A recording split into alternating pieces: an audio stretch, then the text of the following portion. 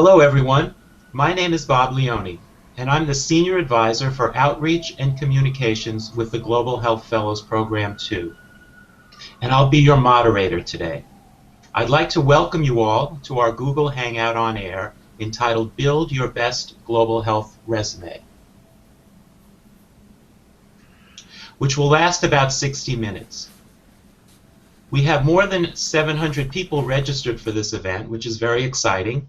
And we have a great panel today, which is also really exciting, and I'll be introducing them in just a couple of minutes. But first, I'd like to let you know about a couple of logistical points. Please feel free to ask questions throughout the discussion. We'll be answering as many of them as we can during the last 20 minutes or so.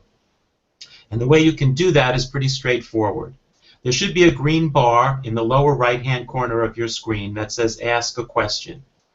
Just click on that and type in your question and it will appear in the queue.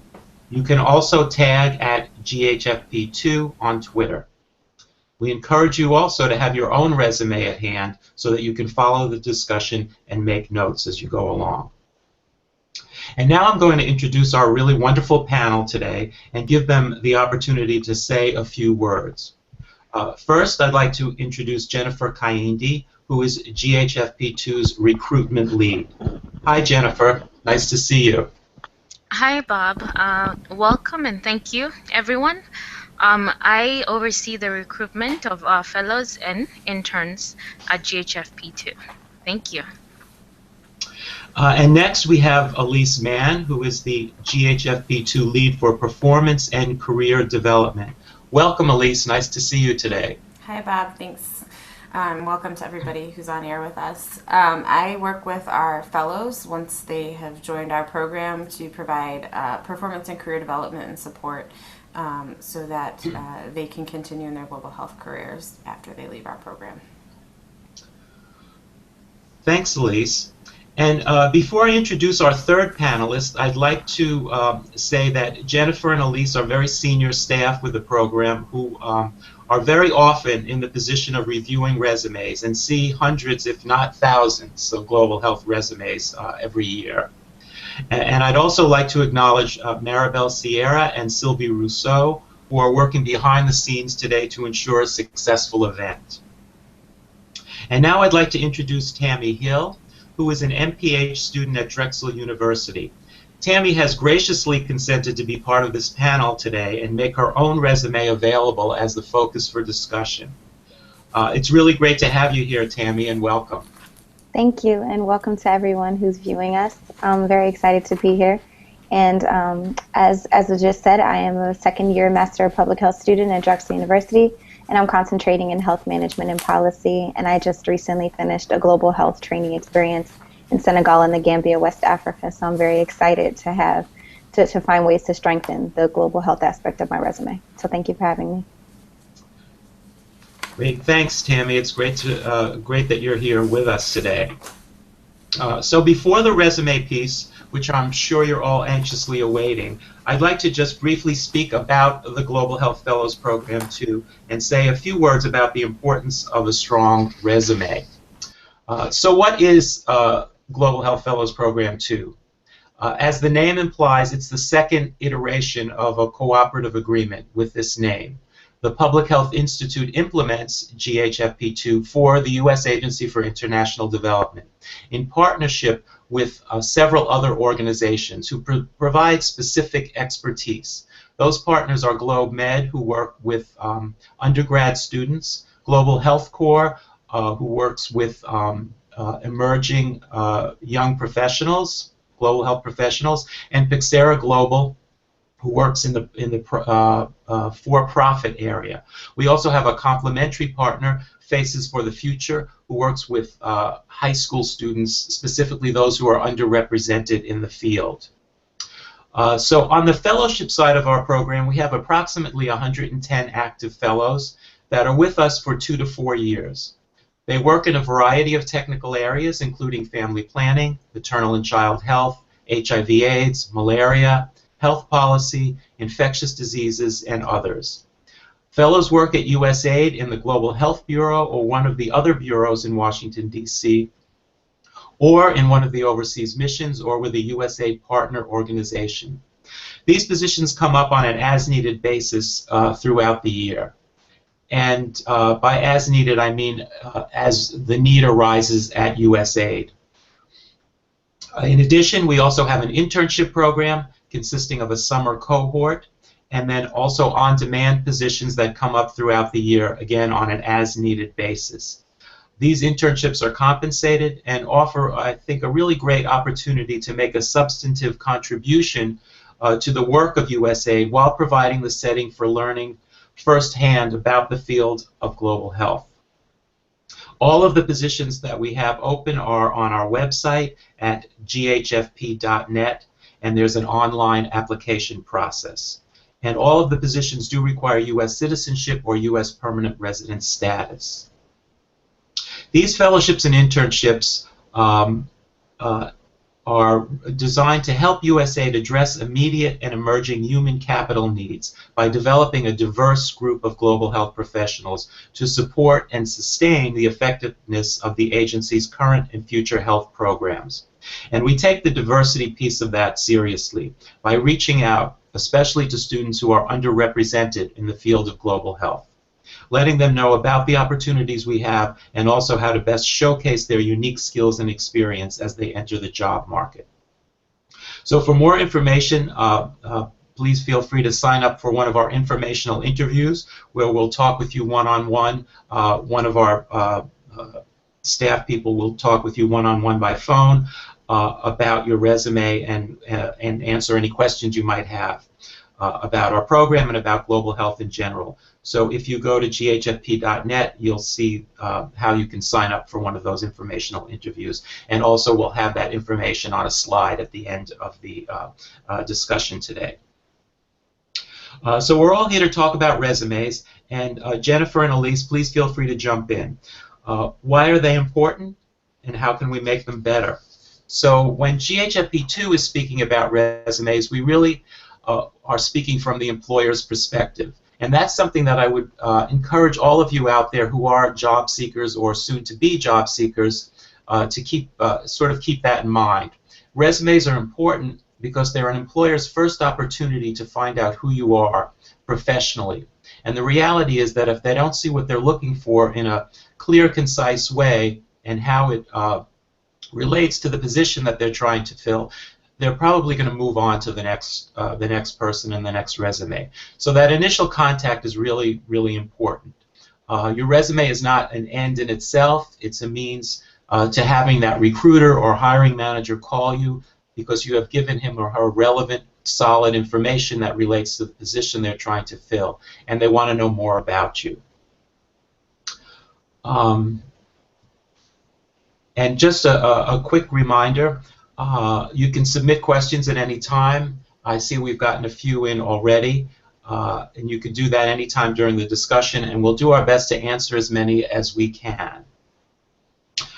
And now, Maribel, if you'd kindly bring up Tammy's resume on the screen, that would be great. And Tammy has some questions she'd like to have answered, so we're going to kind of take that as our starting point. As Tammy mentioned, she recently returned from a trip to Africa and was able to gain some first-hand on-the-ground experience. So Tammy, if you'd like to kind of take it away and begin with your questions, that would be great. Absolutely. My first question is, what are ways that I could strengthen my resume to highlight my qualifications effectively? Jennifer, do you want to start, or should I? Okay, so I can just we'll tag team with Elise on some of what we would advise. The first thing that helps you stand out, we prefer that you use summaries instead of objectives, because we think objectives will limit you with what let's say an employer may may think one about what you're looking or what you're getting into, and if you forget to take them or tailor them to each position, then you might lose out on a good opportunity. My suggestion or what our preference is to have a summary that details just what you've done so far. So let's say it will detail maybe some major accomplishments, countries of experience if you have those, if you've done some internships or study abroad in different countries, languages that you speak would be some of the ways. So that's just one aspect, and Elise can follow up on others. Yeah. So Tammy, Jennifer and I took a look this morning at your resume, and one of the ways we thought you could really strengthen, particularly the section on related experience, was to be a little bit more specific about the activities that you list under each experience. So for example, we're looking at your experience in Senegal and Gambia, and I think highlighting the specific regions or areas where you provided or where you did those activities is something that can actually be quite useful in a resume for global health. You never know when an employer might be looking for somebody with a very specific experience with a particular community or in a particular region of a country. So I would even narrow it down a bit more to if you were in a certain district or working with a certain population, that you might include that level of specificity. Also, in terms of, you say providing public health service, and our question was, well, what does that mean? Were you conducting surveys? Were you doing clinical work? So try and be specific about what the actual outcome and result of the work that you were doing was, and what the specific activities were, would be a good way to do that. Another thing, when we look at resumes and as you're kind of describing your activities, a good way to add specificity is to have numbers. So if you surveyed 300 patients on, certain health outcomes, things like that, be specific as possible. That helps us understand what the results of your work were.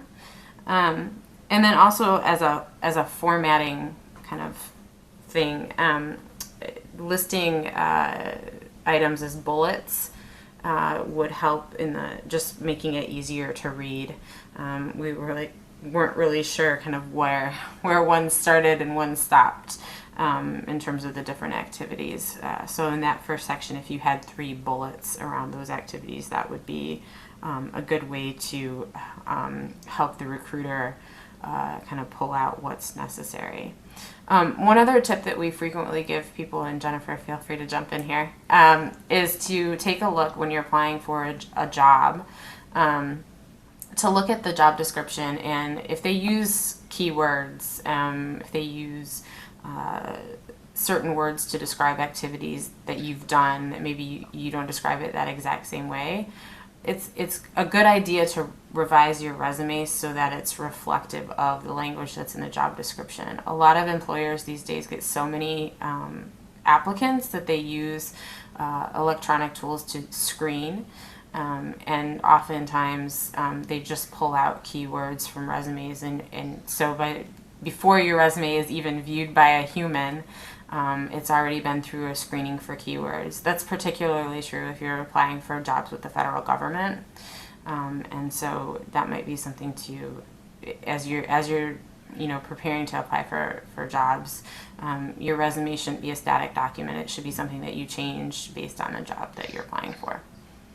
Yeah, and just to add on to that, when we see, if you're looking at a scope of work and based on the scope of work, they're looking for a certain type of experience, and we don't see that on your resume, but you may have done it. But if you don't update your resume to make sure that it's reflected, there's absolutely no way for anyone to know that you actually have that specific experience. So making sure that you do so. The other point I do like to say is always start when you're listing your responsibilities for a particular position. Start with the primary roles. Emphasize, if you know, let's say it's a monitoring and evaluation position, emphasize your monitoring and evaluation experience that you have. Make sure that that's part of the first few bullets that people immediately see, to make sure that it's definitely that no one passes that experience. So just those are some of the tips that I would want. Definitely any accomplishments that you've made as a result maybe of a survey or a visit to a certain community. What was the results of the work that you did there? We do want to see that.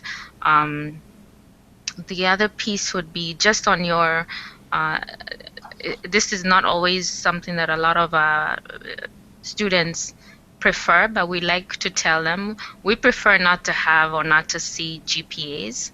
Not everyone likes that. It's really a preference thing, but we always imagine that people always have biases. So if they think, well, that's too low, it should have been a 4.1 or 4.0, depending on your scale. You just never know who's looking at it and what they think about your GPA. So our preference is not to include that if you can. And of course, any work that you do while you're in school is very important. If you participate in any volunteer work, any groups where you're helping out with certain let's say community service activities. We looked at, let's say, your memberships and affiliations on the second page, and we would have loved to see maybe you indicated participated in campus and off-campus community service efforts. What were those? That would be what would be interesting to an employer to see what activities were you a part of, and what were they doing? Again, what population, age group, what was the outcome of the work that you did? Maybe there was some marketing that you had to do and outreach. Did you use social media? Social media is, of course, the new thing everywhere. Everyone is looking at who has experience with social media. If you do that and you have that experience, we want to see it for sure. And that cuts across every single industry at this time. And I think that's it for now. Thank you. Okay. And my next question is, would it be beneficial to highlight any relevant coursework that aligns with the position in global health? Okay, so I'll answer this. Yes, if you don't think when you look at a scope of work, because everything we like to tell everyone, always base what your response, one, to a cover letter will be in a resume, on the scope of work and what they're looking for, or the position description. If you don't have that much relevant experience, but you have taken the coursework, yes, I would say include what's relevant. If Music 101 is not relevant, please do not include it. So just definitely what's relevant, because you don't want to take too much space and time with courses that really would not help the situation. The idea is to only pull what would be relevant, and maybe even talk about some of the projects that you did within that course. If it looks like it touches on some of what the scope of work or position description is looking for, I would include that as well. Absolutely. Thank you. And as a public health graduate student, I'm planning to practice medicine eventually. So what would be effective ways to transition my resume from one career focus to another while incorporating both? So what we're seeing now is a lot of global health is looking at so many different career paths. Clinical work is very relevant. You having clinical work and also showing direct services, but also research or even field work is actually very attractive in global health. So I would not separate those two experiences. I'd find ways to incorporate or make both relevant, and they are relevant. So let's say the clinical work that you do, in some of it, even if it's just taking care of patients, whether even in resource challenge settings, if it's domestic, or you get an opportunity to go overseas and go to some of the clinics overseas, that's very, very relevant. So I wouldn't say that it should be separated in any way. Perfect. Thank you. And my next question, are there any visual characteristics of a resume that would be appealing to someone interested in global health or in your company in general? So just looking at your resume, we use that as an example, and our feedback would be that to make the formatting as simple as possible. So you have some colored headings at the top. I would suggest removing those for the reasons that I mentioned earlier, in that many of the resumes are scanned into databases before a human even looks at them. So that formatting doesn't always get transferred appropriately. So I would recommend just keeping, very simple, no added formatting. I would just stick with bullets. Also, we frequently get the question of how many pages should my resume be, as long as it takes to convey the message that you need to convey for the job that you're applying for. I wouldn't add, if you've got experience that's not necessarily relevant to the position you're applying for, you may decide to not include that. You're a graduate student, you don't have your high school information on here, but I've seen that on folks who are kind of at your level. Take that out. That's not necessarily relevant. We can assume that if you've gotten a master's degree, you've completed your diploma. I would also say, just from looking at your resume, you've got quite a bit of white space on it, and I think you could probably, shorten, take some of that out. Either move things onto a single line, use columns and tabs as you need to maybe like condense things onto the same line, so you're not having as much white space.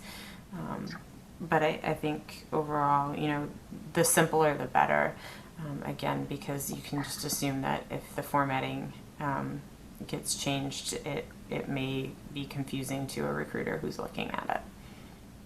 Absolutely. Thank you. And last question is, because I'm a graduate student and I do have limited work experience in public health, how can a graduate student such as myself or a growing young professional stand out in a sea of resumes and then smoothly transition to a career? Okay. I think participating in more the volunteer work that you do, so just as I mentioned with your memberships and affiliation, whether it's within your community and other or in school, that can help build your experience. We take we take volunteer work very seriously, and we actually count it towards total experience. So I would take that. I would definitely try and get involved as much as possible within the communities. And after all, a lot of the work that needs to be done is relevant. It's public health, if you choose to be in that space. So I would definitely take advantage of any opportunities such as those where you can volunteer within your communities. And the work that you do within, people may not take this as seriously within your classes. I'm sure a lot of you have projects that you do that is, you can use that as experience with some of the projects that you do. I mean, this was a good chance for you to go to Gambia. That's definitely relevant experience. So definitely expound on this, because I think you did a lot more than you actually introduced us to. So what we saw was very vague. We couldn't really pull out the work that you did, but we know it's significant and very relevant. So it's just how you portray that within your resume. Absolutely. Thank you very much. Mm-hmm. I would just add to Tammy, one thing that I do as a professional, and I encourage our fellows to do, is since you are thinking about entering the job market soon, sign up for listserv, sign up for GHFP's listserv, where global health positions that you might be interested in are posted. It's really, even if that's not your job, the job that you're going to be applying for, maybe looking at even positions that are way more senior than what you're qualified for at this point. I think it's really helpful for you to look at job postings to get an idea of what the market is, what employers are looking for, like what types of experience they're looking for. And then you have the opportunity to kind of seek that type of education out, or seek those opportunities out maybe earlier in your career. But thinking kind of longer term and planning based on what you're seeing, trying to get skills that will be relevant to, as you grow in your career. Absolutely. Thank you very much.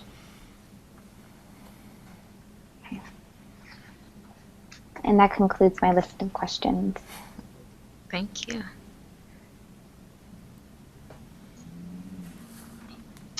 Great. Well, thanks for all that great information, and thank you, Tammy, for being willing to kind of be out there and give us a glimpse into your academic and professional life. Are there any other? And we have a number of questions now coming in from the audience, but I wanted to just make sure that Tammy has gotten the chance to answer get all of her questions answered, and also from the other panelists to just ensure that they've been able to, provide all of the specific expertise that they can at this point before we kind of move on to that next piece. I would just add that a lot of our feedback and just resumes in general can be a very subjective thing. And so these are tips that we're providing based on our experience looking at global health resumes for the Global Health Fellows program. But I think some common themes in any advice you'll get about how to write a resume will be to tailor to the job description, identify the skills and experience, and apply to those things for which you actually have, experience that you can demonstrate in your resume and in your application. And that will lead you to more success, hopefully.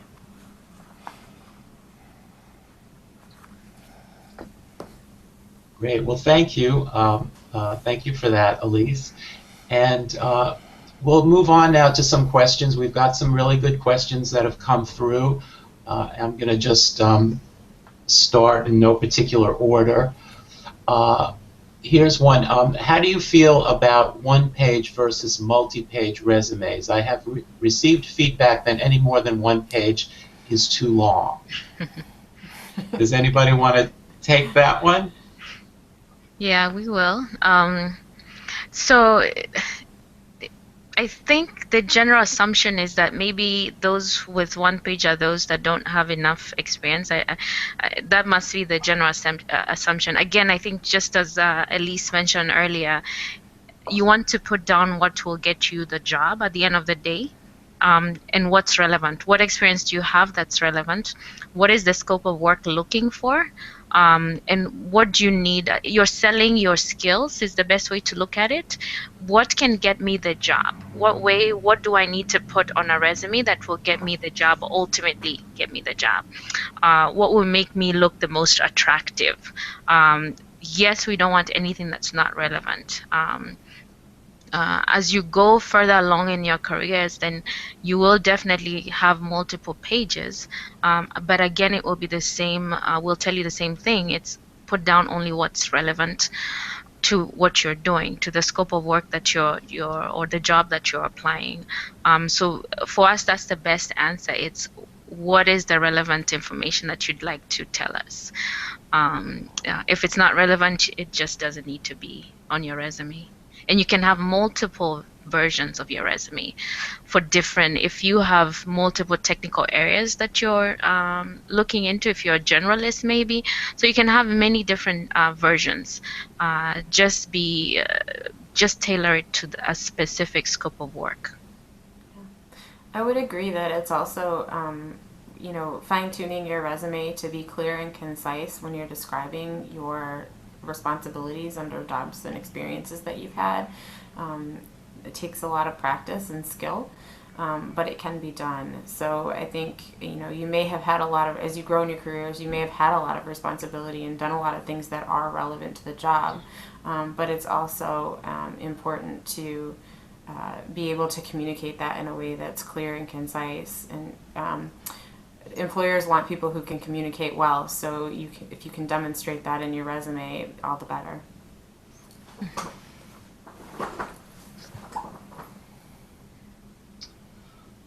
Great. So moving on, thank you, to another question.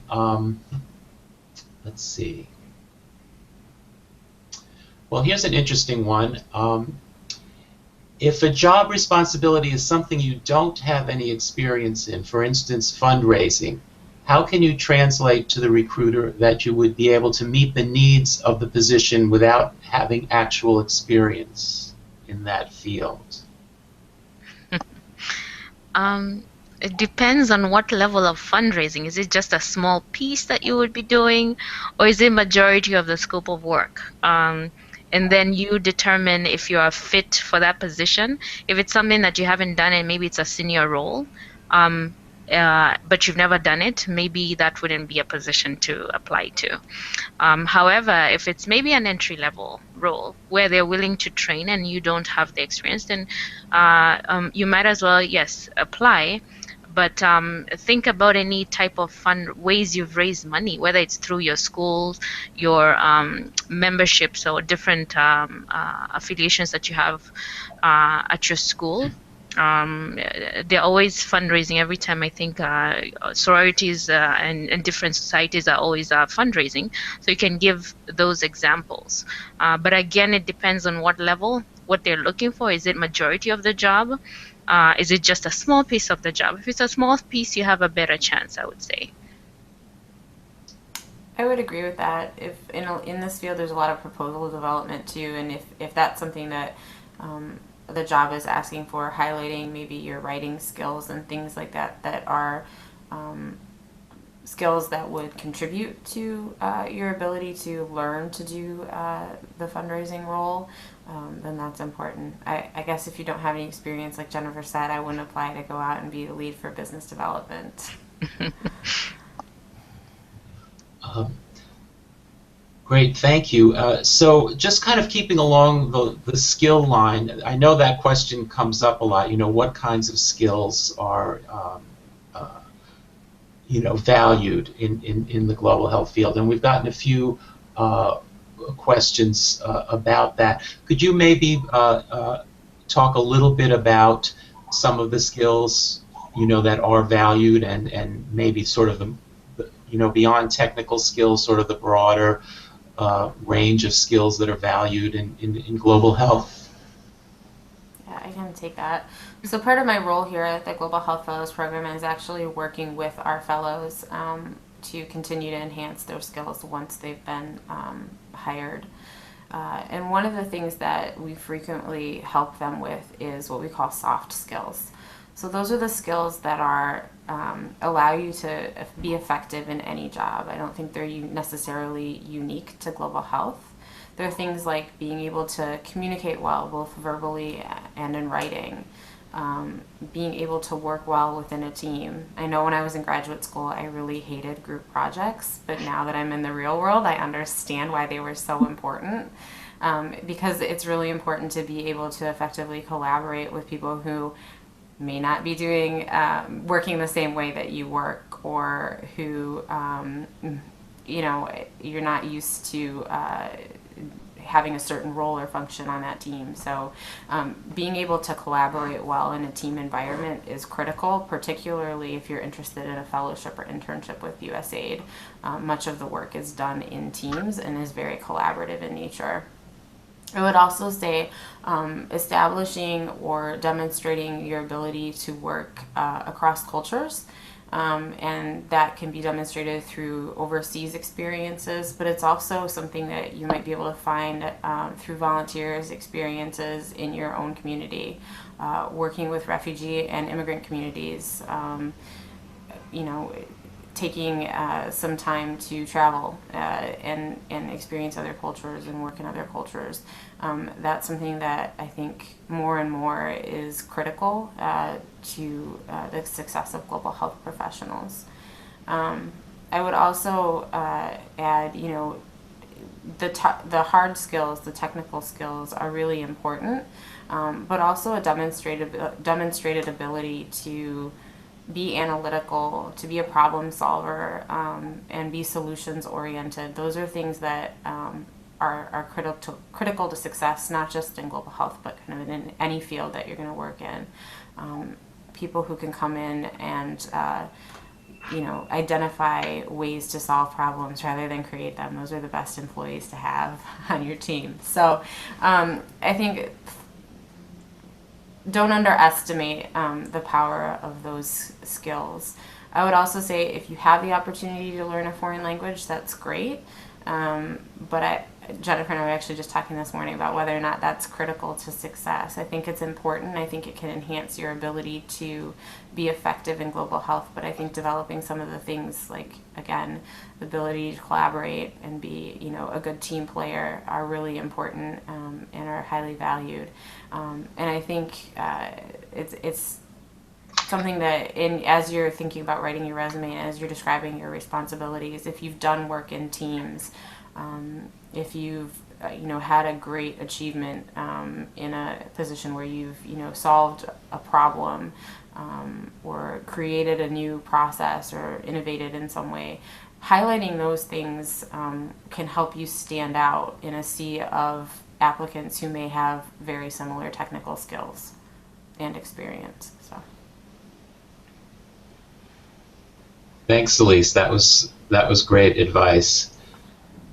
Moving on to another question. As you review a resume, what are some errors and phrases that give you a negative first impression or raise a red flag for you, besides obvious things like spelling errors?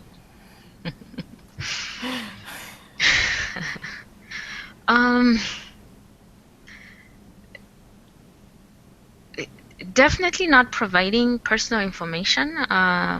We like people who can focus solely on that, their skills and experience, because that's what we're ultimately looking at. This is all, again, resumes are very also subjective. So understanding the readers, depending on who the reader is, they will react based on what for them doesn't work well. If it's not clearly, the information is not clear to the reader, that could be kind of a negative situation. If it looks like the formatting, the person didn't take time to put a resume together, and the formatting is all off, or it's hard to follow along. There are no dates on your employment history. Those are some of the things that might put the reader off. If it's not easy for them to find what they're looking for, they'll probably just push that resume aside. So just paying attention to each position, where you worked, at least some dates as to where you worked, so that it's easy to follow along, to see either if it's a progression, to see your progression. It really does help. If you can do that. And again, being clear and concise. If we look at a resume and we can't really, it's so vague, we can't tell what exactly you do, that's not going to be something positive, of course, with us. So I think when we can see who makes an effort when they put a resume together, because they've taken time to make sure it reflects clearly what they do.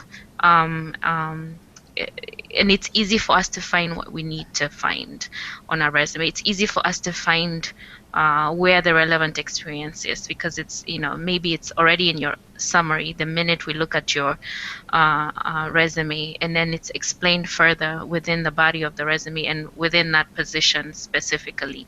That makes it so easy for anyone to quickly move on to at least interview the person, because they can see it's very clear that they have the relevant experience and they took the time to put it together.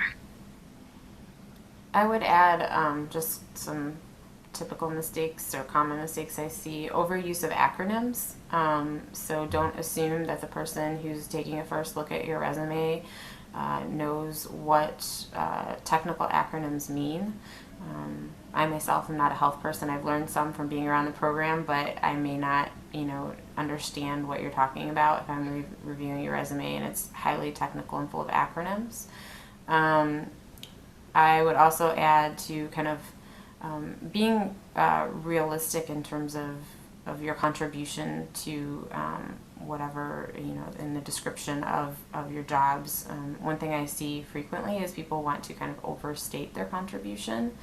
And so just be sure that you can stand behind whatever you're putting in your resume, that if you say you achieved a certain result, you know, that you can speak to that if you were to be asked about it in an interview.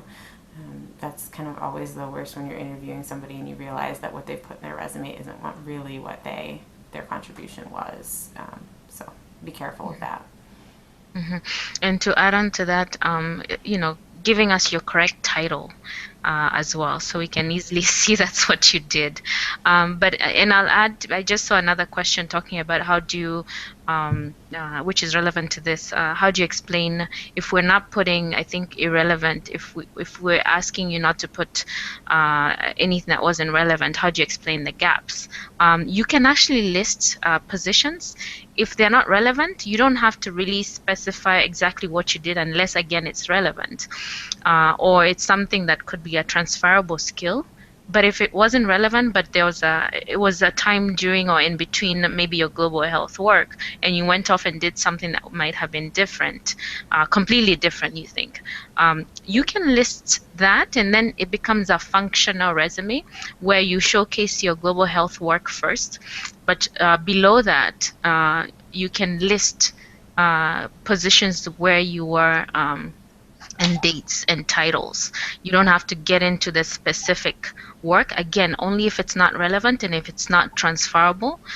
It could be that you just took time off. It could be a sabbatical. As long as you can list that to explain that amount of time that may not be clear on your resume, that's absolutely okay. I would also say that addressing that in a cover letter, if the application calls for one, is an excellent place to do that. Mm-hmm. Great. Well, thank you for those answers. And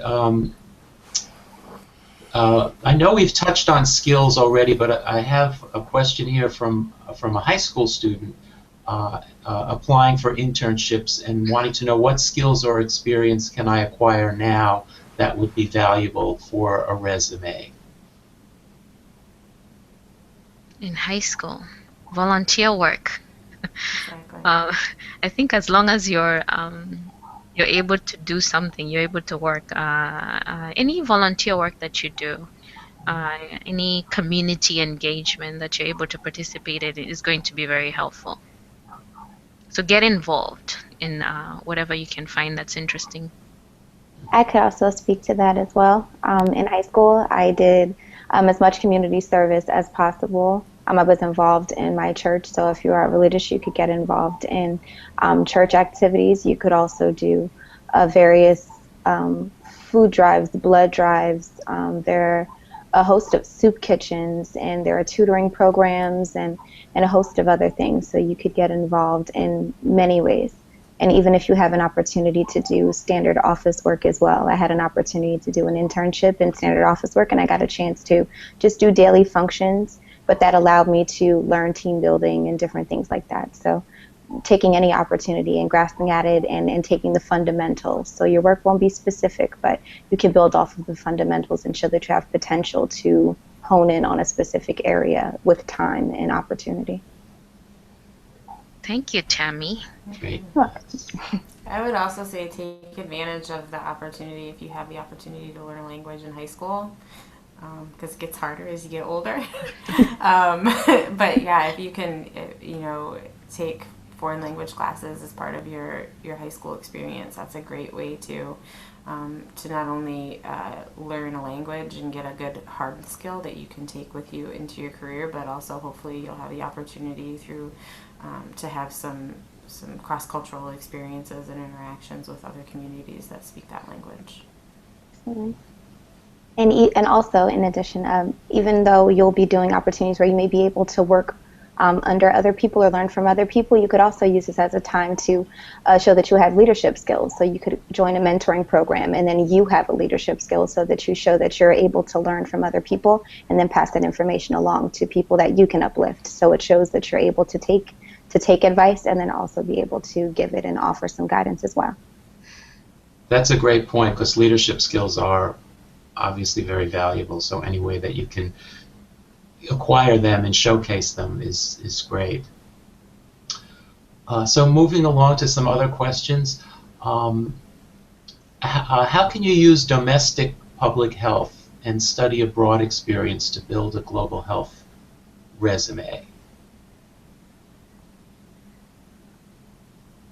Jennifer, do you want to take that, or I can?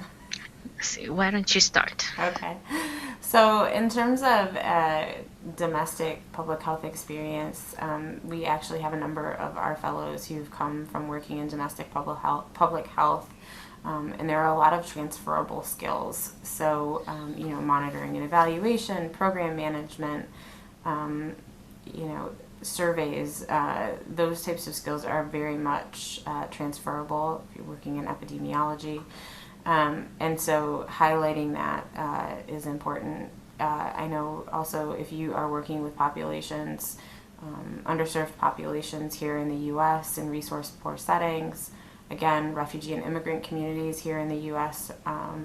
Are excellent ways to demonstrate that you actually do have global health experience. It just happens to be here in the U.S. And I would also say, study abroad experiences, going back to what I've said a few times about demonstrating cultural competency, that you are able to work and function across cultures, highlighting that you've had overseas living experience, as well as if you've been able to work overseas.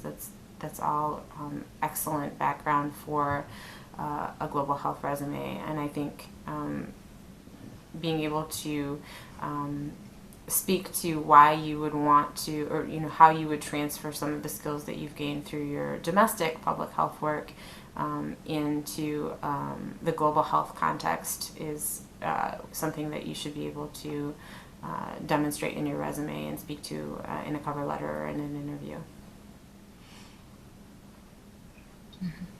And to add on to that, and this covers some of the earlier questions. If you're able to do Peace Corps, that's another great way to get your first international experience if you don't have any other way to do so. But I think that will be something good to consider. Maybe after your bachelor's, it's a great way too. Thank you. Well, here's a question. Is the Fellows program geared towards recruiting and training entry-level professionals, or does it also recruit mid-level and senior-level professionals?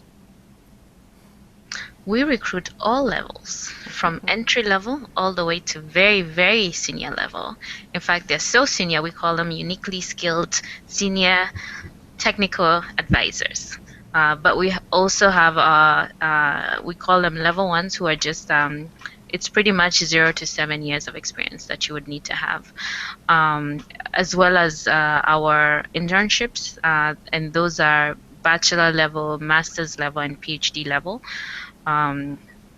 So it ranges from entry level, mid level, and to very senior level. Great, thank you.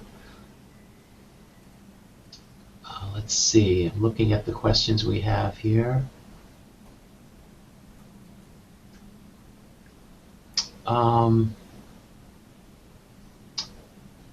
Well, here's a good one.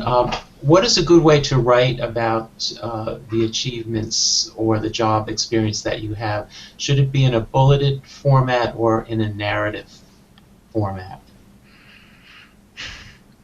That's also a very subjective piece. It's always it's the reader is always going to be the one who reacts.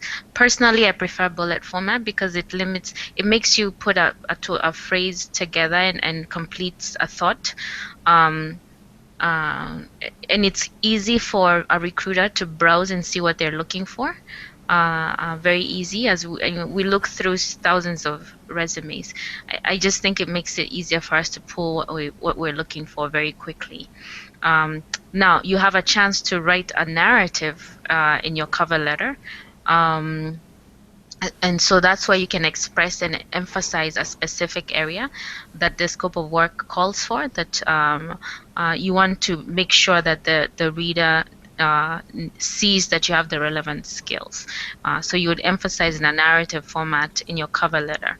But in your resume, at least with each position, I think I prefer, that's just my preference, is a bullet format.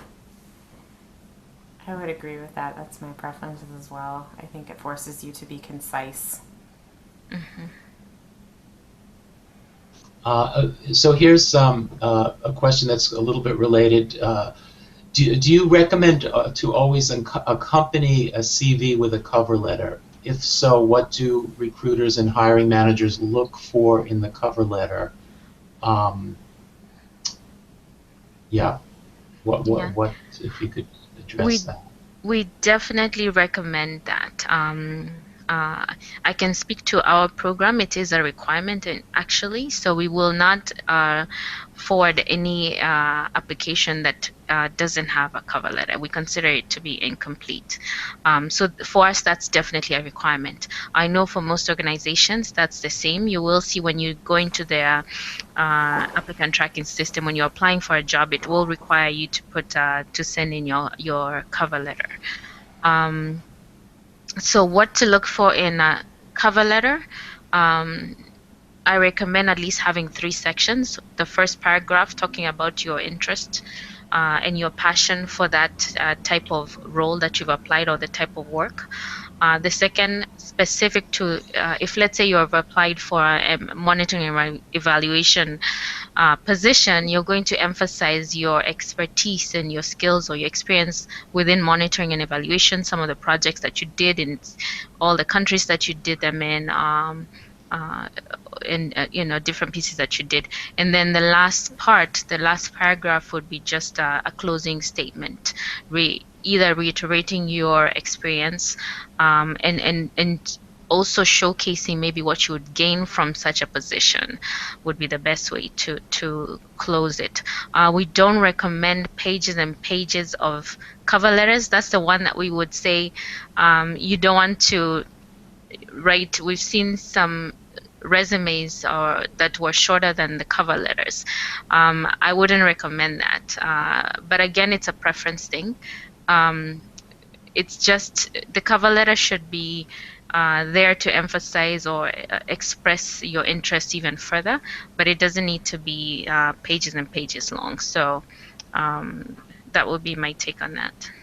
I would add to that, don't dismiss the cover letter. I've been a hiring manager and I've looked over, I tend to review cover letters before I look at resumes, and when I get a short, just I'm applying to X position, here's my resume, that doesn't do anything for me to help understand why you're applying to this position.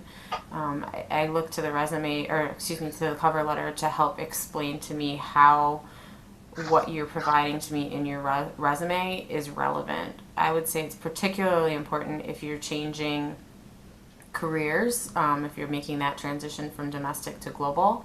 And I would say it's particularly important if you have gaps in your resume to use that as the opportunity to explain the things that aren't easily conveyed in your resume.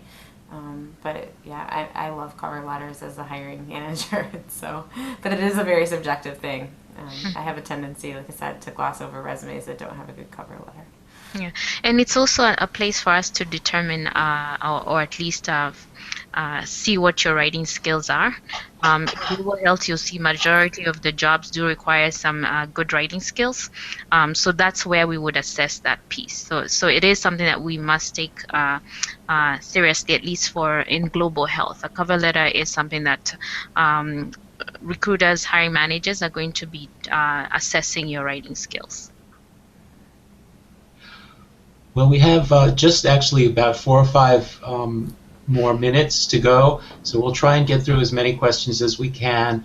There's a question here which I can answer myself, and this person wants to know about our sort of visibility. Do we do career fairs and conferences and that kind of thing as a program? So the answer to that is yes, we do.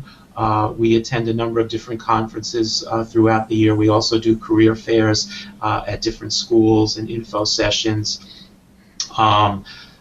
One of the big ones, which will be coming up at the end of October, beginning of November, is the American Public Health Association annual conference which is going to be in Chicago this year. So we have a pretty big presence there. We have a booth. We do informational interviews on site.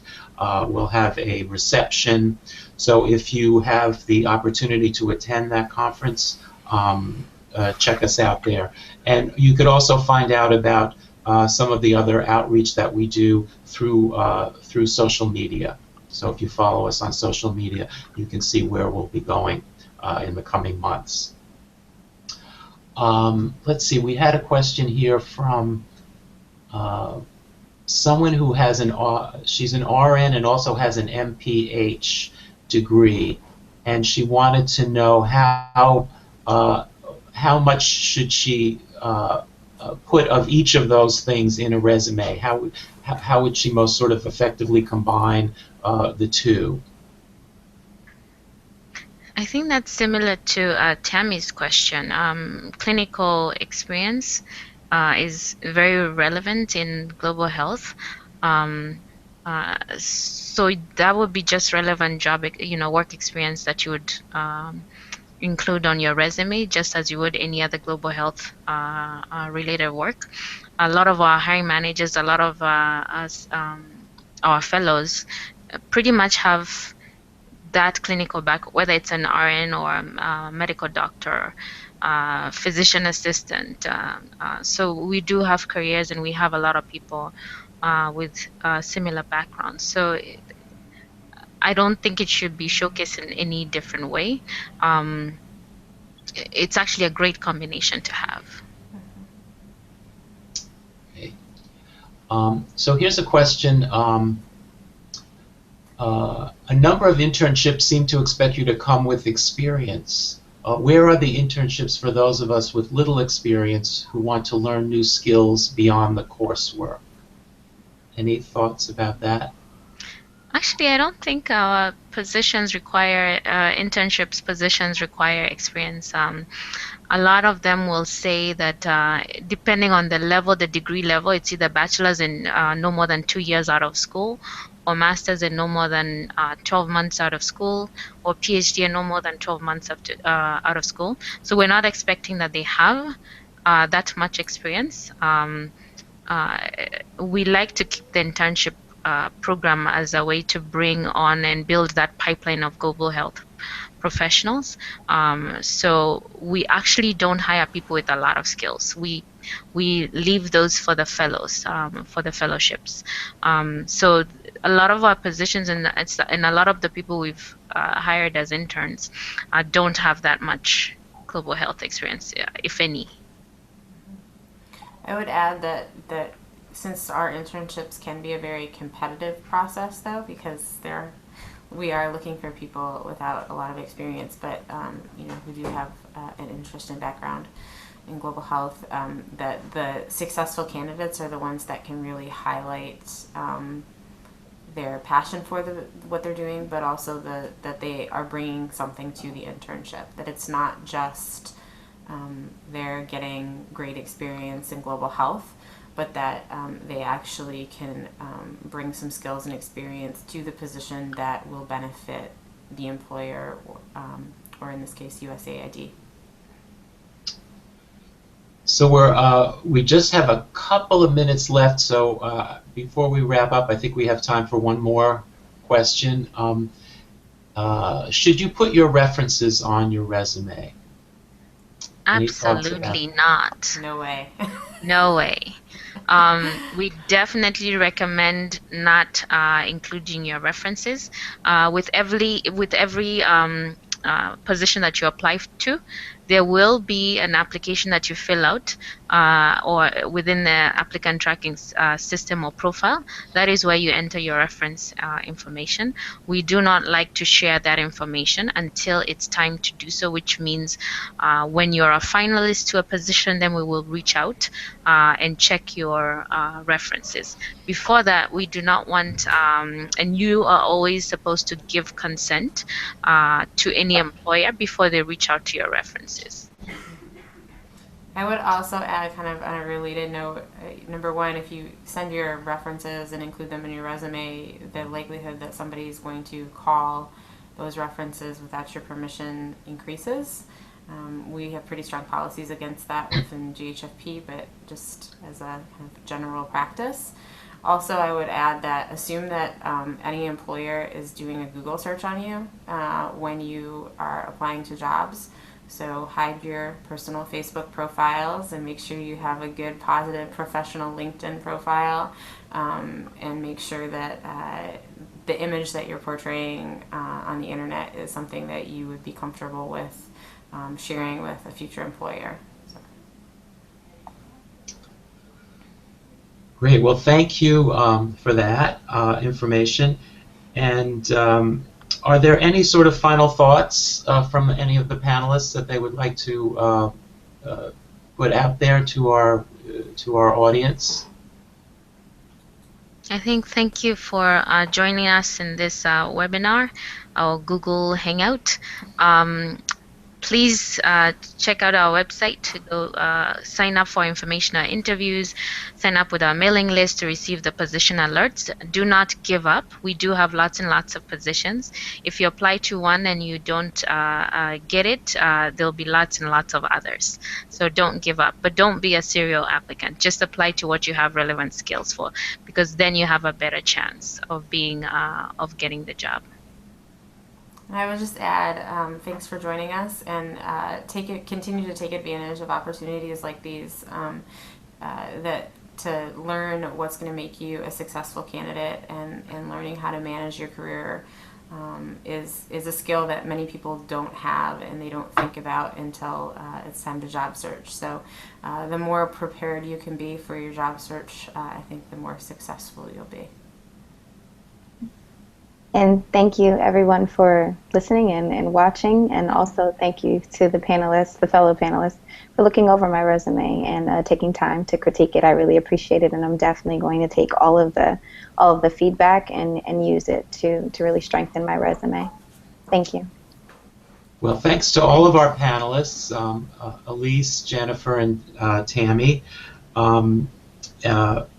I hope, to the audience, I hope that this information has been useful and will provide you some material to help you revise your own resume. Please keep in touch with us through social media or sign up for one of our informational interviews and reach out to us in that way. Thank you.